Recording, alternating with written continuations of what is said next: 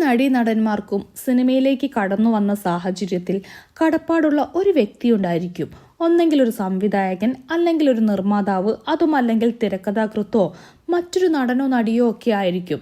എന്നാൽ മച്ചാൻ വർഗീസിന്റെ കാര്യം അങ്ങനെ ഒന്നുമല്ലായിരുന്നു.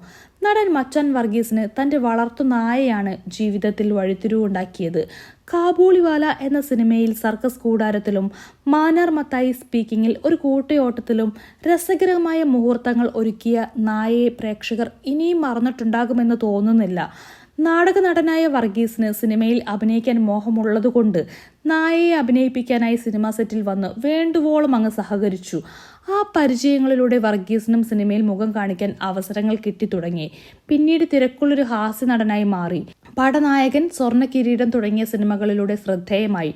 അതിനുശേഷം ശശി ശങ്കറിന്റെ മന്ത്രമോതിരം, വിജി തമ്പിയുടെ കിള്ളിക്കുറിശ്ശിയിലെ കുടുംബമേള, കെ ഹരിദാസിന്റെ ഇക്കരയാണെന്റെ മാനസം തുടങ്ങി കുറേ ചിത്രങ്ങളിൽ അഭിനയിച്ചു. സംവിധായകരായ സിദ്ദിഖ് ലാലാണ് വർഗീസിനെ മച്ചാൻ വർഗീസാക്കി മാറ്റിയത്.